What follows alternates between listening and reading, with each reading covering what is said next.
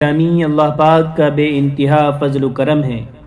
یہ اس پاک ذات نے ہمیں ایمان کی دولت سے سرفراز فرمایا، اسی کے ساتھ یہ عظیم نعمت بھی نصیب فرمائی کہ ہمیں امام الانبیاء خاتم النبیین حضرت محمد مصطفیٰ صلی اللہ علیہ وسلم کی امت میں پیدا فرمایا۔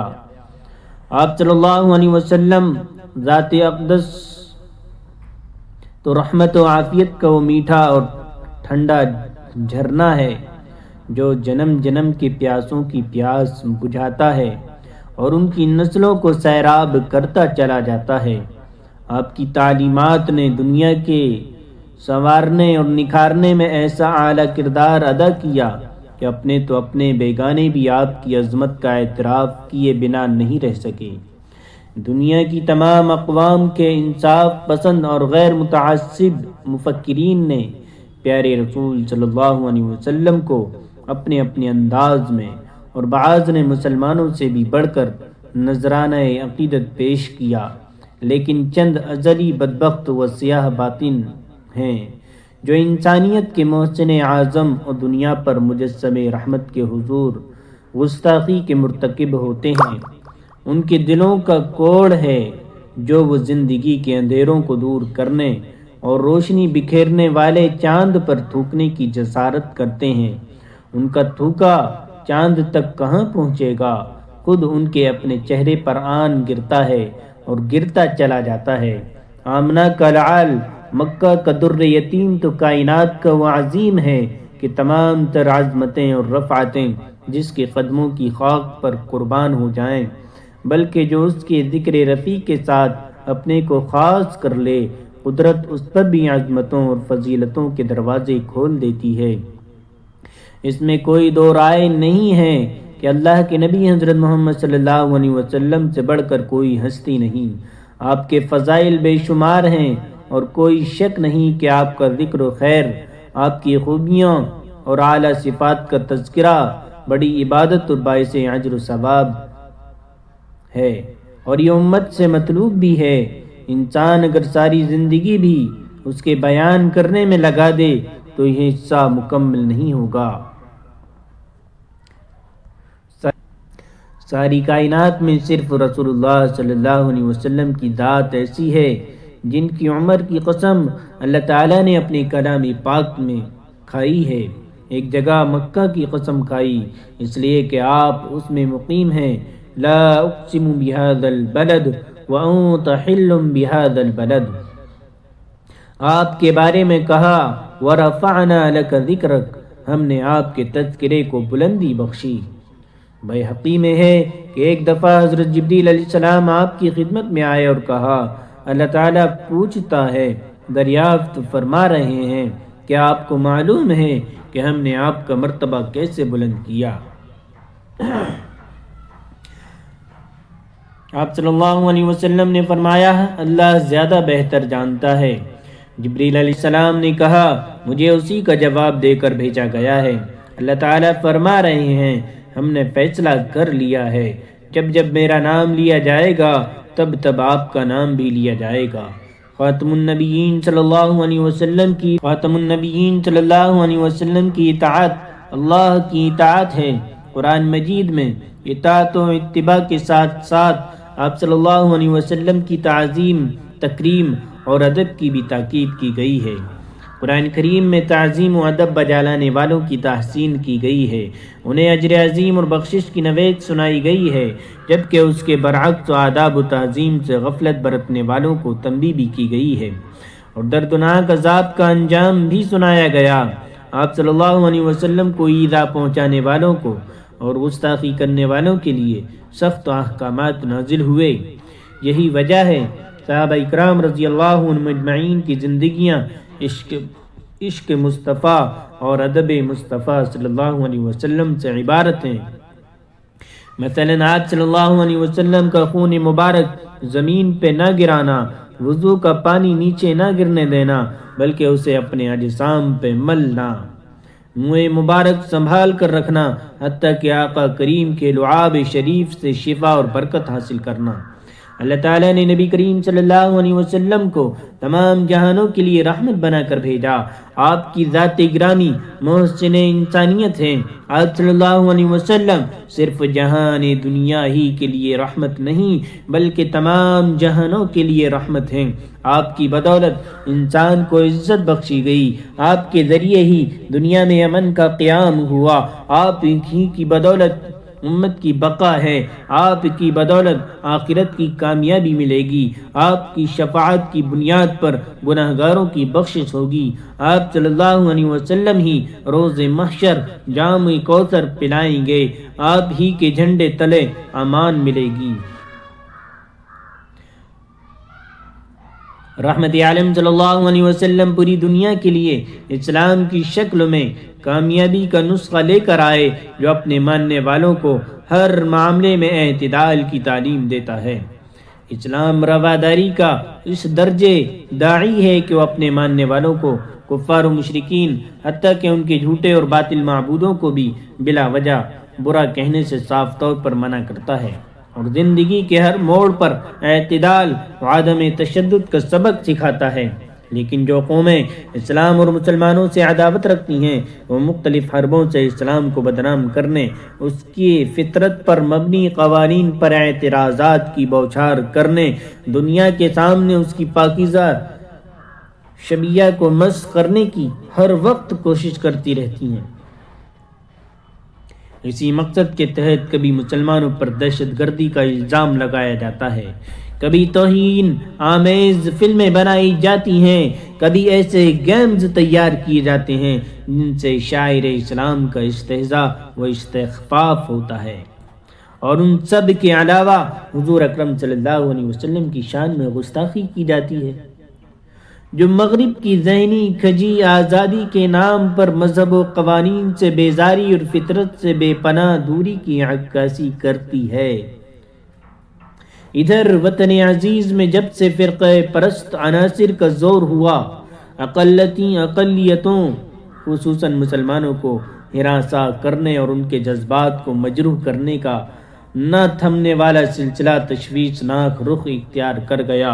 یوں تو آزادی کے بعد سے لے کر آج تک مسلمانوں کی جان و مال، عزت و آبرو سے کھلواڑ ہوتا رہا۔ مسلمانوں کو ملک کے شہری ہونے کی حیثیت سے جو انصاف ملنا چاہیے تھا وہ نہیں مل سکا۔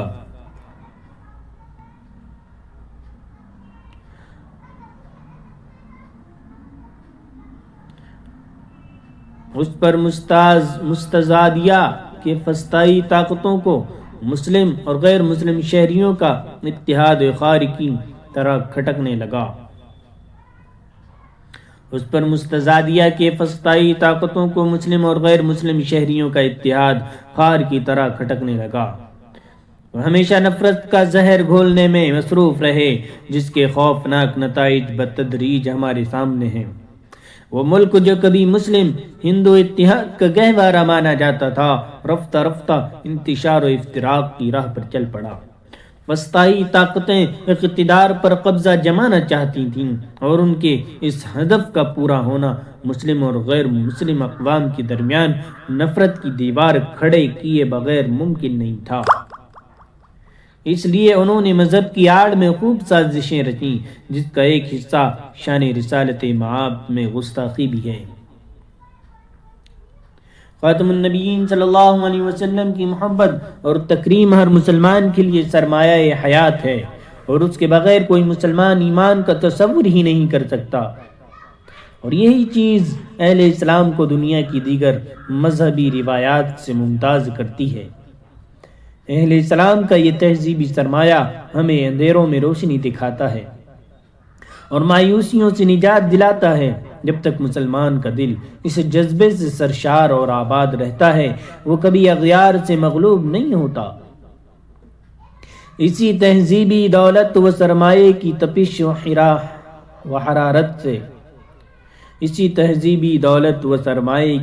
و حرارت سے مسلمانوں نے 1000 برس سے زائد تک دنیا کے سامنے علمی، عملی، معاشی، ریاستی، فکری و فنی محیر العقول کارنامے سر انجام دیے۔ آپ صلی اللہ علیہ وسلم کی محبت اہل ایمان کے دل میں ساری دنیا سے بڑھ کر ہوتی ہے، اس لیے آپ صلی اللہ علیہ وسلم کی شان میں ادنا سے ادنا توہین بھی اسے برداشت نہیں ہوتی۔ یہ ایمان کا تقاضا بھی ہے اور اہل ایمان سے مطلوب بھی۔ تاریخ شاہد ہے کہ مسلمانوں نے آپ کے ناموس کی ہمیشہ حفاظت کی، آپ کے احترام کا پورا خیال رکھا۔ صحابہ اکرام نے ناموس رسالت کی خاطر طرح طرح کی اذیتیں سہیں، گستاخان رسول کو انجام تک پہنچایا۔ اولاد کی طرف سے بھی آپ کی تئیں بے ادبی کا شبہ پایا گیا تو ان سے قطع تعلق کر لیا، حتیٰ کہ رسول اللہ صلی اللہ علیہ وسلم کی وفات کے بعد بھی آپ کے احترام و وقار کا پورا خیال رکھا۔ روضہ شریف کے پاس آواز بلند کرنے کو بھی بے ادبی تصور کیا گیا، اور جب جب دشمنوں کی طرف سے آپ کی شان میں گستاخیاں کی گئیں، آپ کی عزت کو مجروح کرنے کی کوشش کی گئی، تو ہر دور میں اس کا مسکت اور منہ توڑ جواب مسلمانوں کی طرف سے دیا گیا، تاکہ پھر کوئی گستاخ اس طرح کی حرکت دوبارہ نہ کر سکے۔ حالیہ دنوں میں چند روز کے فاصلے پر بیمار ذہنیت رکھنے والے دو ملعون ہندو پنڈت رام گیری اور یتی نرسمہا نند سرسوتی نے آپ کی شان میں گستاخی کی جرأت کی ہے، جس سے مسلمانوں کے جذبات کو ٹھیس پہنچی اور انہیں سخت قلبی تشویش اور قلق ہوا۔ دنیا کا کوئی قانون اس بات کی اجازت نہیں دیتا کہ کسی مذہب کے قابل احترام شخصیت کے ساتھ اس طرح بے احترامی کا سلوک کیا جائے۔ اس عمل کی جتنی مذمت کی جائے کم ہے۔ ضرورت ہے مسلمانوں کی طرف سے اس کی بڑے پیمانے پر مذمت کی جائے۔ اپنا جمہوری حق استعمال کرتے ہوئے برسر اقتدار افراد کو یہ پیغام دیا جائے کہ مسلمان اس چیز کو بھی کبھی اور کسی بھی حال میں برداشت نہیں کر سکتا۔ اسی طرح گستاخان رسول کے خلاف سخت قانونی کارروائی پر زور دیا جائے۔ حضور صلی اللہ علیہ وسلم کی شان اقدس میں گستاخی کے ان ناقابل برداشت واقعات سے پوری ملت اسلامیہ کا دل دکھا ہے۔ ملک کے مختلف حصوں کی مسلمان اس پر غم و غصے کا اظہار کر رہے ہیں اور اس کے خلاف احتجاج کر رہے ہیں، لیکن اہانت رسول کے مجرم اب بھی کھلے عام پھر رہے ہیں۔ حکومت نے ان کو گرفتار کرنے کی زحمت نہیں کی ہے۔ یہ کتنی نامناسب بات ہے اور ایک جمہوری ملک کے لیے کیسی باعث ننگ و عار چیز ہے۔ کروڑوں مسلمانوں کا دل دکھانے والوں اور کائنات کی مثالی شخصیت پر کیچڑ اچھالنے والوں پر قانونی کارروائی نہیں کی جا رہی ہے۔ مسلمانوں کے پرزور مطالبے کے باوجود حکومت وقت نے اہانت رسول کے مجرموں کو چھوٹ دے کر کھلی ہوئی غیر ذمہ داری کا ثبوت پیش کیا ہے۔ جمہوری حکومت کے لیے جانبداری برتنا، انصاف و عدالت کا خون کرنا ہے۔ صرف پارٹی سے برخاست کر دینے سے نہ جرم ہلکا ہو سکتا ہے، نہ اس سے ایسے جرائم پر روک لگ سکتی ہے۔ ہمارا صاف صاف یہ کہنا ہے، اہانت رسول کے مجرموں کو جلد از جلد قرار واقعی سزا دی جائے اور آئندہ ایسی شرمناک باتوں کو روکنے کے لیے سخت قانون بنایا جائے۔ حکومت وقت کو یہ احساس بھی ہونا چاہیے کہ اہانت رسول کے مجرموں کے سلسلے میں اس کی چشم پوشی سے عالمی سطح پر بھارت کی بدنامی ہو رہی ہے۔ اپنے ملک کی عزت اور اس کے وقار کی حفاظت کے لیے فوری قدم اٹھانا ضروری ہے۔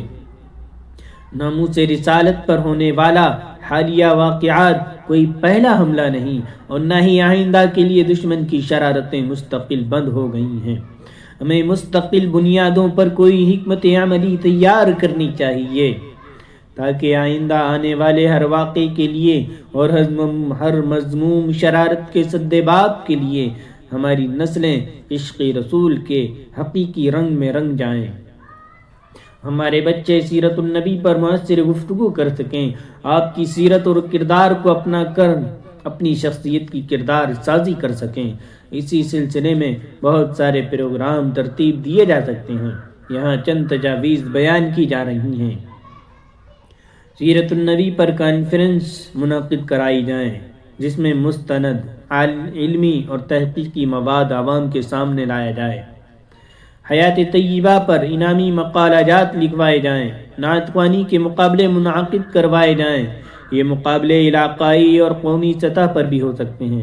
نعت گوئی کا مقابلہ کروایا جائے، ان مقابلوں کی تشہیر سوشل میڈیا پر کی جائے، انعام دیا جائے۔ سیرت النبی پر تقریری مقابلہ کروایا جائے۔ یہ مقابلے اردو، انگریزی، علاقائی زبانوں میں بھی کروائے جا سکتے ہیں۔ بچوں اور بڑوں کے لیے الگ الگ سیرت النبی پر مشتمل کوئز پر پروگرام منعقد کیے جائیں۔ اسکولوں، کالجوں، یونیورسٹیوں میں سیرت النبی کانفرنس اور جلسہ سیرت النبی صلی اللہ علیہ وسلم منعقد کرنے کو رواج دیا جائے۔ بہت سے غیر مسلم محققین، دانشوروں نے آپ کی کھل کر تعریف کی ہے۔ ان کے بیانات کو بار بار سوشل میڈیا پر پیش کیا جائے تاکہ ہماری نسلوں کو معلوم ہو نبی اکرم صلی اللہ علیہ وسلم کی ذات ایسی ہے کہ ایک منصف مزاج دانشور اور عالم اس سے متاثر ہوئے بغیر رہ نہیں سکتا، اور جو آپ کی شان میں گستاخی پر تلا ہوا ہے وہ آپ کی ذات اور آپ کے اعلیٰ اخلاق سے بے بہرہ اور ناواقف ہے۔ ہر گھر میں اسلام النبی کی تعلیمات اور سیرت کے مطالعے کو عام کریں۔ اپنے بچوں کے دلوں میں واقعات سنا کر انبیاء اور صحابہ کی محبت پیدا کی جائے۔ دور حاضر کے منصف مزاج غیر مسلم دانشوروں اور صاحبان علم کو دعوت دی جائے کہ وہ رسول اللہ صلی اللہ علیہ وسلم کی سیرت پر اپنے خیالات کا اظہار کریں۔ آپ کا دشمنوں سے حسن سلوک کے عنوان سے بار بار علماء اکرام سیرت سے مستند واقعات عوام کے سامنے پیش کریں تاکہ لوگ ان نمونوں کو اپنائیں۔ عمومی طور پر معاشرے میں برداشت اور دوسروں کے قصور معاف کرنے کے رویے کو فروغ ملے۔ جگہ جگہ گستاخان رسول کے خلاف پولیس تھانوں میں FIR درج کروائی جائیں، ان پر سخت کارروائی کا مطالبہ کیا جائے۔ حکومت سے اس بات کا پرزور مطالبہ کیا جائے کہ مقدس شخصیات کی توہین سے متعلق بنے قانون کو مؤثر بنائے۔ عالمی طور پر تمام مسلمانوں کو متحد ہو کر UNO کو ایسے قوانین وضع کرنے پر مجبور کرنا چاہیے جس میں انبیاء اکرام خاص طریقے پر حضور اکرم صلی اللہ علیہ وسلم کی اہانت کرنے والوں کو سخت سے سخت سزا دی جائے۔ اللہ تعالیٰ سے دعا ہے کہ وہ تمام مسلمانان عالم کو صحیح راستے پر چلنے کی توفیق بخشے، ہمارے ملک میں امن و امان قائم فرمائے اور ہر شر اور مکر سے تمام مسلمانوں کی حفاظت کرے۔ آمین یا رب العالمین۔